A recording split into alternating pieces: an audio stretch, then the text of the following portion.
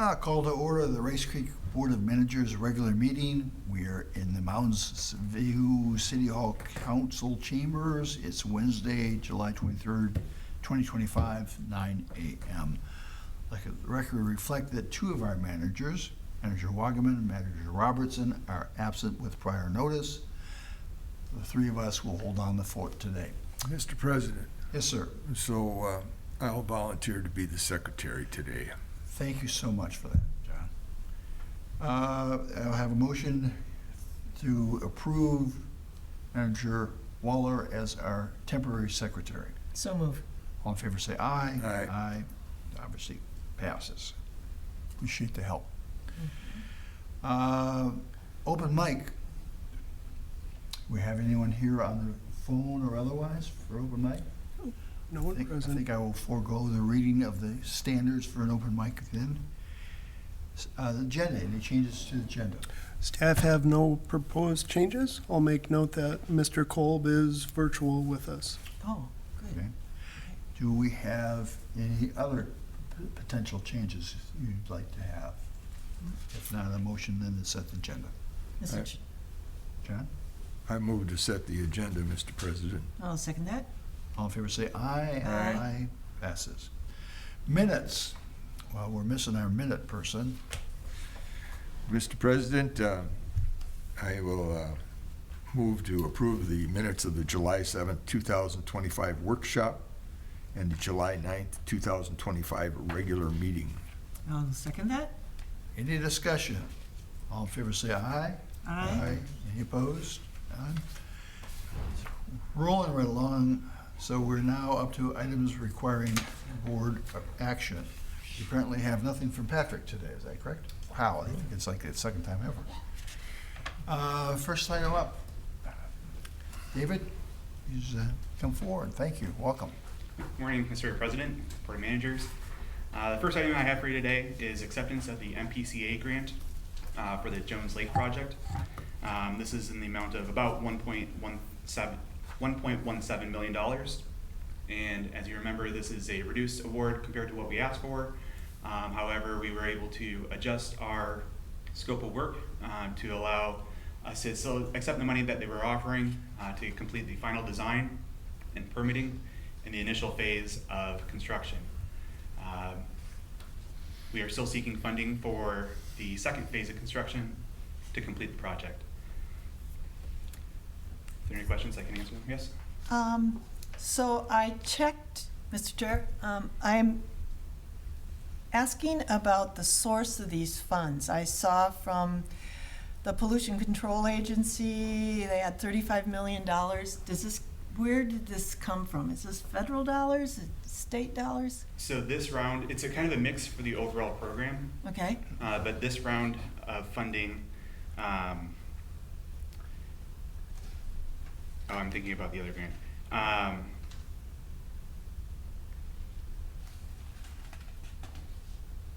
I apologize, I don't have that noted here. But I believe it is not federal funding.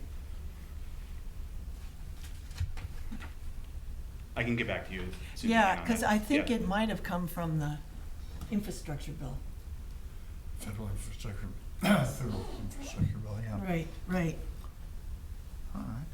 And it was a total of $35 million, so for Rice Creek to get $1 million of it Not bad. meant we had a very competitive application, so congratulations to us on that one. I would have some more discussion about this whole project, so depending on how you want to handle this one. Mr. President, I'll move to authorize the administrator to execute the grant agreement to accept $1,173,207.42 from the Minnesota Pollution Control Agency fiscal year 25 stormwater implementation grant for Jones Lake modification and dredging. I'm happy to second that. All right. And now, discussion. Thanks for your discussion. Okay, thank you. Okay, so we know this is phase one. We asked for a total of $4 million. Is that what the original was? The original ask was $5 million, which was the 5 maximum. million. Yeah. Okay, so we get phase one done. And in light of how things are going federally and statewide as far as funding, what are we thinking about phase two? Is this something we go to our own pot to fund? Because Yeah. when I read this, this has been since 2011? Is that where the, It's strong. That was For ours. RCD 2, 3, and 5 is a whole suite of projects, yes. yeah. Yeah. President Bradley? Yes. And David, feel free to join in here. Good point by David that obviously RCD 2, 3, and 5 is a whole host of different projects, and we're now on the, I'll call it the linchpin. This is a large storage area for stormwater, and we have enough money to proceed with the weir and some initial dredging and a forebay on the system. That would be able to stand alone, but doesn't meet the entire need that we're looking for. We have a number of other grant opportunities that we continue to pursue. The one that immediately comes to mind is DNR's flood hazard mitigation program. We've been on that list since the inception of the project, but nonetheless, the DNR says we methodically move through the applications, and those that are tied together, we try and work through in phases to get them done. And we've been encouraged to complete the revised application or update our application accordingly. We've done that. We have also put forth the effort with the Minnesota Office of Budget and Management, which has our materials from our ask of the state, the legislature for funding. If it is approved, that usually moves through an agency, so all the certainty in the district using the funds appropriately is housed in those protocols that exist on whatever agency steps forth to do it.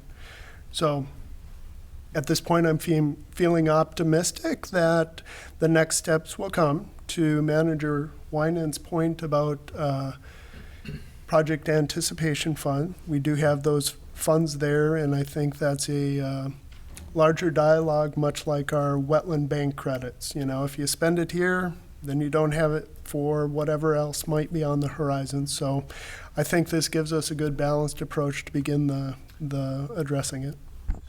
The DOT is also investigating areas where they have flooding on the roads, and the whole purpose of Jones Lake is to prevent flooding of 35W. And I know we had a discussion after the Metro Minnesota Watershed meeting Yes. that you had talks with also the Department of Transportation on our needs. Correct. I would believe MnDOT to see great value in the project that we're undertaking. I suspect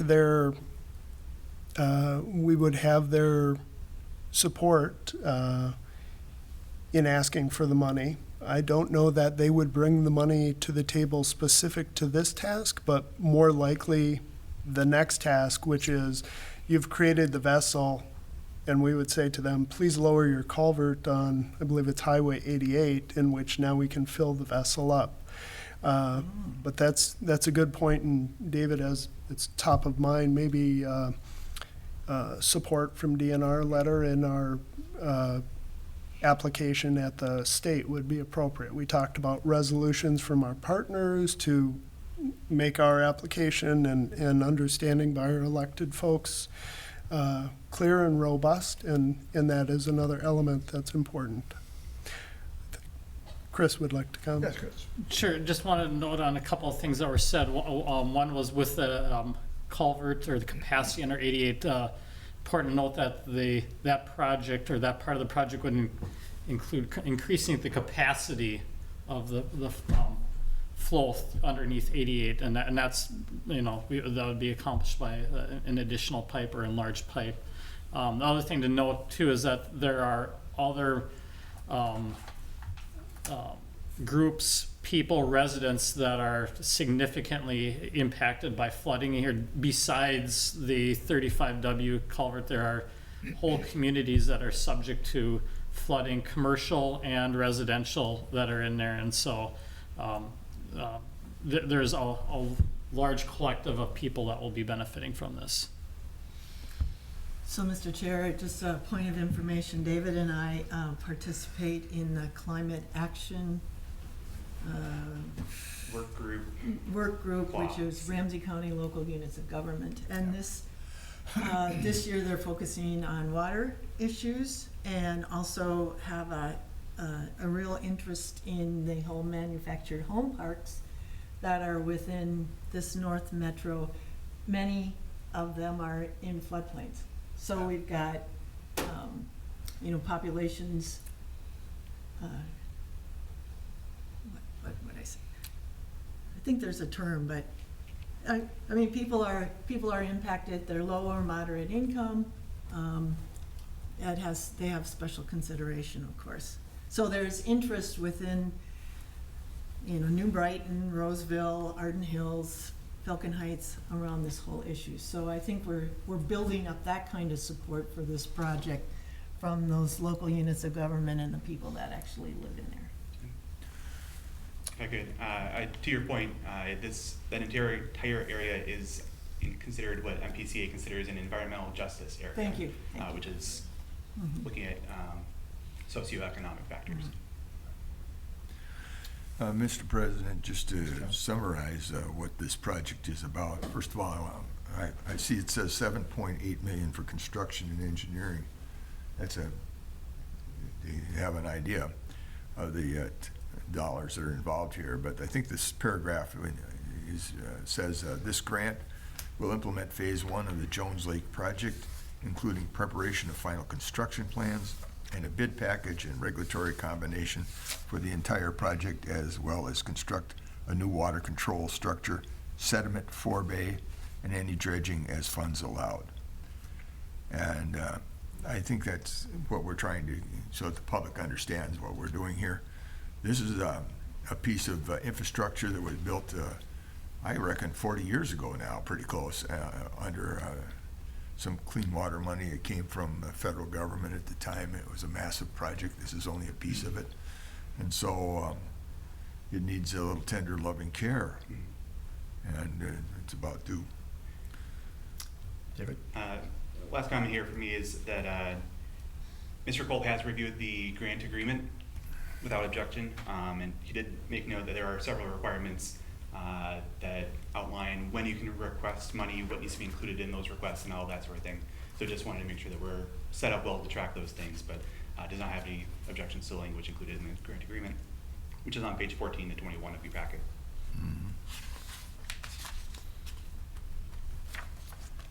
Any other questions about accepting the money?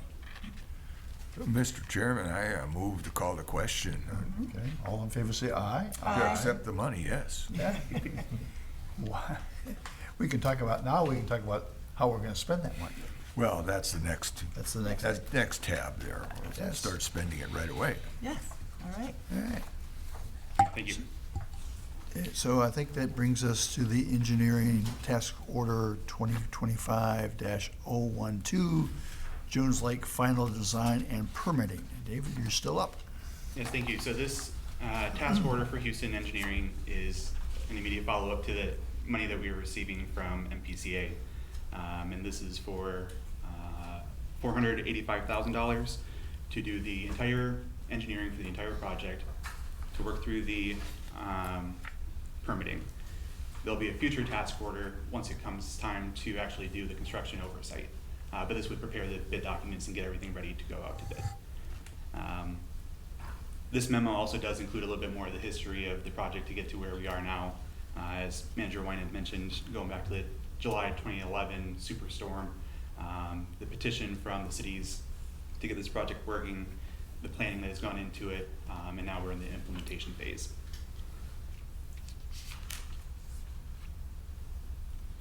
I will mention that the task order anticipates being completed by July 30th of 2026. The MPCA grant has a hard deadline of June 30th of 2027. Are there any questions? I'd be happy to deal. So the only question I have is, because I lack any information to give me a chance to balance, is have we maximized the amount of dredging we're doing at this point? Yes. And so I think That will become a little bit more tangible as we flesh out this final design portion of it. But the priority is going to be doing the flood control structure in the forebay, kind of the upstream end connecting to the ditch. And then as far as we can push it, we'll have an idea of that before we bid it out. But trying to get as much excavation done. Why don't you explain to us what the forebay is? Yeah, may I pass it to Chris? Sure, Maybe he'll explain it yes, you better. may. Thanks.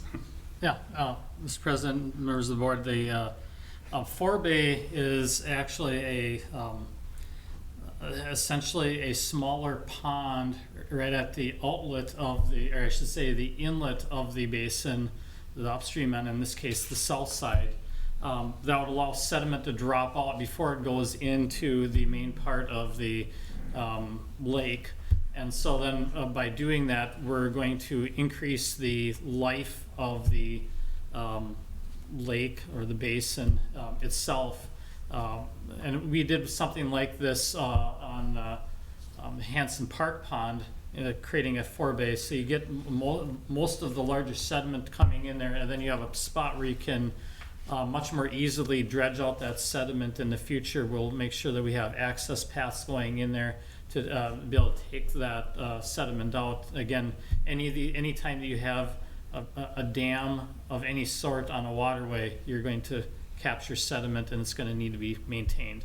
So that's what that function of that is. And you know, the other thing I was going to mention here with our task order, you know, we're going through final design. You had asked about the ability to do dredging or maximize the amount of dredging that we do. And you know, if we get to the point where we're putting out our construction plan for bids and we still don't have funding for the next phase, we'll continue on with that. And you know, we can I guess frame our bid proposal so that we could have potentially a sliding scale of how much dredging we would do on that project. And in that regard, we may have the ability then to essentially max out our available budget once we know how much the dredging is going to cost, because we really truly won't know that until the bids come back in. And so we've done that on a couple other projects where we've provided ourselves that flexibility to use up the whole budget and maximize the available dollars. So one of my thoughts is this is going to be a massive area that if you imposed a WMD, it would probably have fairly minimal impact on the actual properties. I'm just talking, John. My concern is if you do that, then you'll never get funding. So that's why I won't push that this time. But if we aren't going to get funding, and if this really needs to be done, then we need to look internally to how we get it done with our partners, I would think. Well, Mr. President, with all due respect, let's cross that bridge when we come to it. Yes, we will. And you know, predicting the future is a difficult thing. Yep. Mr. Chair, another question for Chris. That dredge material, I mean, this is a highly industrial area, so what do you, where do they put it? How does this work? Will there be additional challenges because of the nature of that? That is a very good question. So when we did the Hanson Park project, we had a mixture of sediment that was suitable for any purpose once you dredged it, and then you had some of the material that was suitable really only for landfilling. And so because of that, we had to track those materials separately, and then the contractor had to dispose of the higher level material properly. In this case, we've at Jones Lake, we've actually taken sediment cores here already, and we've actually confirmed that the material that we have tested is within that lower level category, level 1 material, meaning that it would be suitable for disposal anywhere. Good to know. Okay. Well, Do we have a motion? no, No. you haven't made it yet. Well, Mr. Chair, I move to authorize the administrator to execute task order 2025-012 12, Jones Lake Outlet Modification and Dredging Project. Final design and permitting for Houston Engineering, not to exceed $485,000. I'll second that. Any discussion? Yes, Mr. President, I would point out to you that this is going to be done in coordination with the city of New Brighton. Because, and also I'd remind the staff that we have some really beautiful pictures of automobiles that are underwater in the city of New Brighton, which is a wonderful reason Yeah. to do this project, even though we're doing it in pieces. But I think that's, it's always one of my favorite pictures to see the rooftops of those automobiles. I mean, rooftops. All right, all in favor, say aye. Aye. Aye. Any opposed? Thank you. Thank you, David.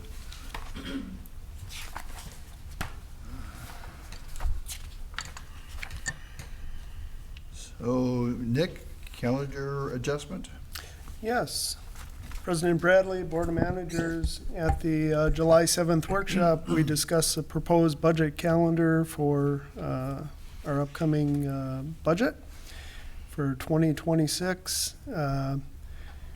It is apparent that we can have the budget and levy approval at our September 10th meeting, and that allows us to meet our deadline for a budget and communications with our county by the September 15th deadline. And so the public hearing, we discussed best being ahead of that. The board can digest whatever comment comes in at that time. So adjusting the district's calendar to have the public hearing for the budget on the August 27th board meeting. Any questions of Nick? If not, I will move that we adjust the calendar to allow the hearing on August 27th to have the public hearing on the budget. I'll second that. Any discussion? Mr. Chair, I don't know if we need to note on this calendar the July 30th special meeting that we're having to discuss the budget, or if that can just be noticed. Correct. That's a special meeting, so it was noticed. The calendar that you previously adopted for the board included the public hearing, so we're just Okay, moving it to the location of the. okay. All in favor, say aye. Aye. Aye. No opposed. Does this take us to the check register? Yes, Mr. Chair, I move approval of the check register dated July 23rd, 2025 in the amount of $297,565.18, and the July interim financial statement prepared by Redpath and Company. I'll move, you've moved it, I'll second it. Any discussion? All in favor? Aye. Aye. No opposed. Further to staff reports. Mr. Chair, I have a couple notes here, and David, glad to see you still here. The- Where's he going? Well, he could have left. Oh, Yeah. The Citizens Advisory Committee of Rice Creek met with the Coon Creek Citizens Advisory Committee, which you're a member of. Yes, can you give us just an update on how that went? It sounded like it was great fun. Yeah, so yes, I've interacted with the Rice Creek CAC quite a bit from different meetings, different presentations, and then in December, I was approached by Coon Creek at a conference, and they said, hey, we're looking for more people in our CAC, do you mind joining? And so that's been good to be able to learn about similar but different things that were very similar to Coon Creek in a lot of ways. The event that we had was focused on an art activity, public art activity. So it was the resident artist from Mississippi River Watershed Management Organization, whatever that is, and they had some wool, and we felted a little watershed project, and so there was kind of a brown background. You did a couple layers on, and then you did a white kind of center doing the area that the water drains to, and we had blue to make kind of river paths and talking about how you might interact with your watershed. And it was really geared to more people that might not know what a watershed is, and just being able to have an activity to talk through while working with your hands. And it sounds like she sets up the different festivals and engagement opportunities to largely target kids, but also adults. And so it was a good opportunity to talk through things while working with our hands, but then also interact with the other members of the Great. CAC. Yeah. Yes, I think the Citizens Advisory Committee, as you know, John, continues to be a great outreach into the community. Those volunteers who are more than happy to participate in community events and talk about the watershed. Well, thank you. Another thing I noticed too is that Sarah is now the WBIF Watershed-Based Implementation Fund Coordinator. Oh, is that you too? Okay. So I supervise Sarah directly, and Okay. I supervise Will, although he's kind of split between regulatory and project management. And so that was something with me coming on, and then Sarah transferring from regulatory to project management, talking about how we might get involved in having Sarah be more of a point of contact with some of those community partners. I thought would be a good thing. So she's setting that up now. Great, Yes. great. Okay. It's not on Kendra's staff report, but I know that Kendra is reaching out to try to find someone in Ramsey County. I think we have two. We have vacancies. two, right. And I worked with her to get the Bald Eagle Area Association to put that on their website, so hopefully it's something will come. We had one person before, and she had a conflict. Okay. Anything else on staff reports? I love them.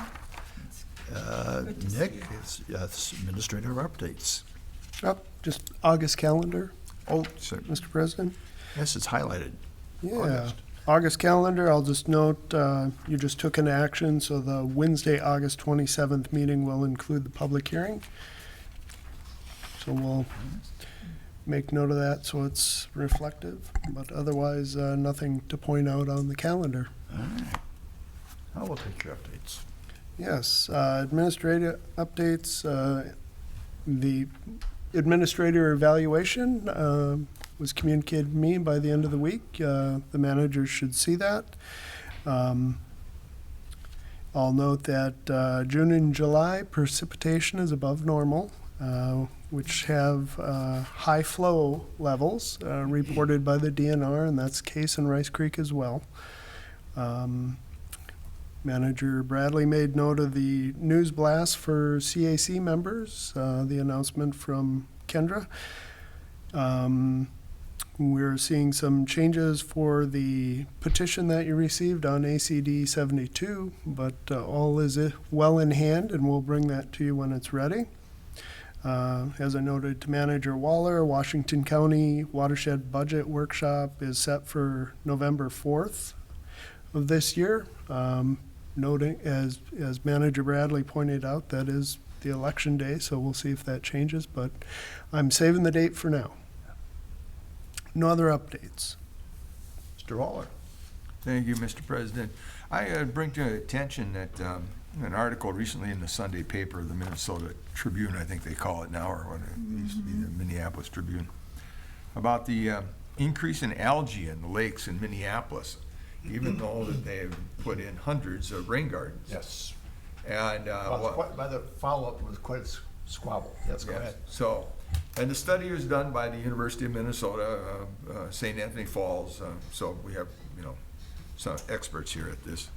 And so I just noted that they did say that they were having some success with those rain gardens for other things other than dissolved phosphorus, which was causing the algae issues. So, but it was an interesting article. A follow-up article, if I could break that, follow-up article said that there was, how they piped the water was part of the problem, and that by changing how they did the underflow of it, they could address that issue. But go ahead. And then the second article in the same paper was about the muskrats. I'm sure everybody's interested in that, eh? Well, there's been a decrease in the amount of muskrats in the state of Minnesota. And the Department of Natural Resources is a source of this. They use, of course, trapping records to point that out, but it's over a number of years. And the article then went on to talk about the changes in habitat that are available for the muskrat. The muskrat likes a very shallow pond, like a shallow lake area. And recently, for the last number of years, we've been building ponds that are more beaver habitat and backing water up enough so that the beavers are in these wetland areas. The wetland never really dries out for the rats. They're in and out, it's constantly soaked. So I thought that was an interesting reminder that these wetlands have to have, with these ordinary high water marks and making them public waters, at the maximum they can find at the time, is really detrimental because, one, we lose the storage capacity for stormwater during the year, but also it's prohibitive to the muskrats. And so muskrats have always been, in my neighborhood, we never had beavers when I was a child. And I was surprised to find them when I came home in the 70s, that we had beavers and no rats. And so I kind of miss those muskrats, because the other thing that comes along with them is those are nice puddle duck ponds. So you get the teal in. This year I had the pleasure of seeing my first cinnamon teal. I'd never seen one before.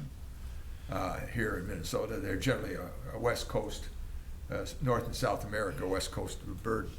But teal are one of those birds that like very shallow ponds, like the wood ducks and the mallards. And so I can remember in the 60s when we had special teal seasons in this state, and to shoot in September.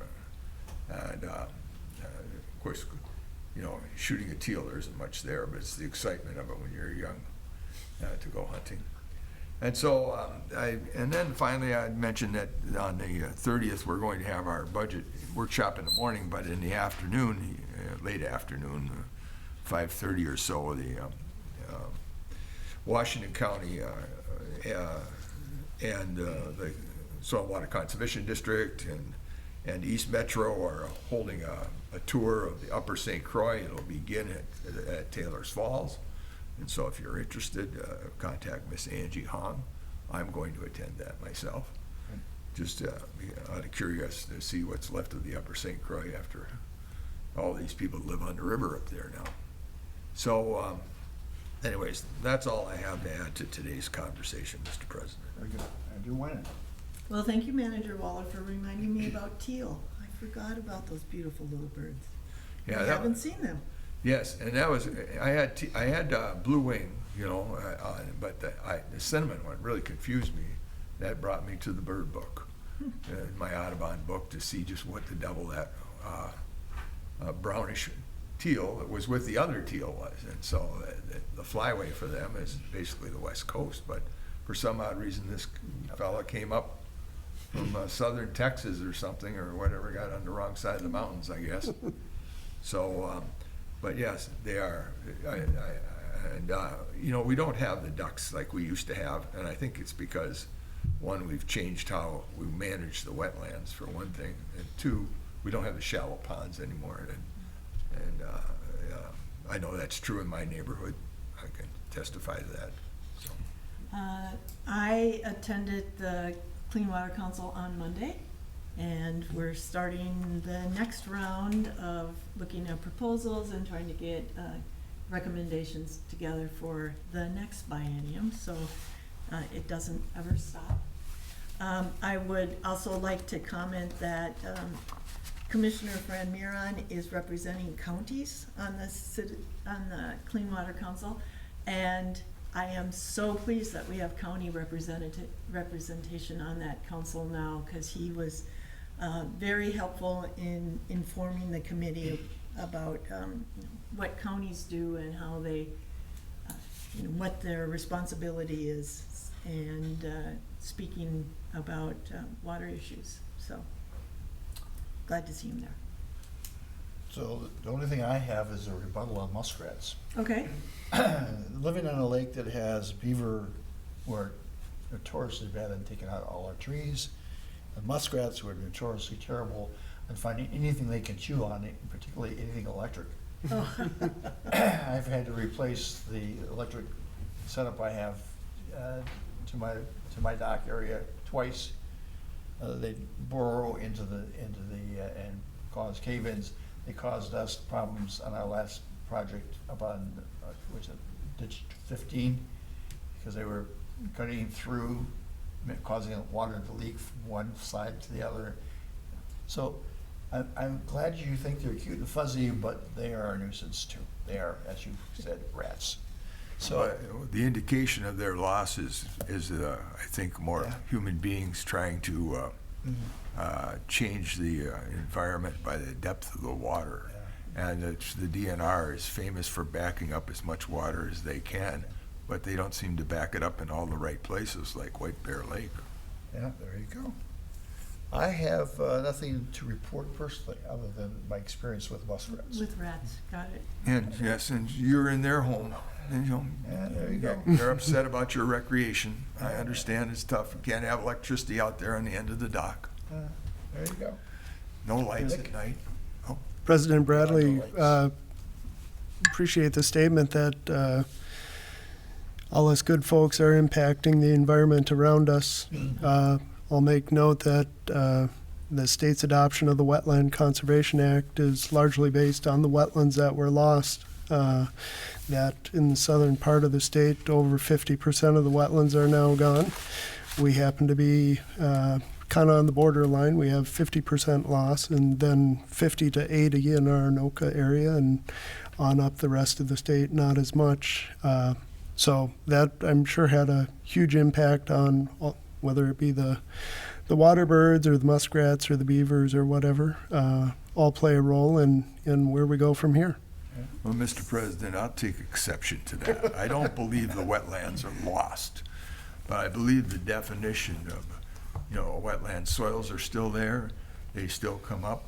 It's just the water level in them isn't as high as what the Department of Natural Resources would like. They'd like to turn the whole place back to Lake Agassiz, in my opinion. Hopefully when they do that and they have to come to my farm, I'll charge them to get out of their boat onto my dock. There you go. I'll leave it at that. There we go. Motion to adjourn.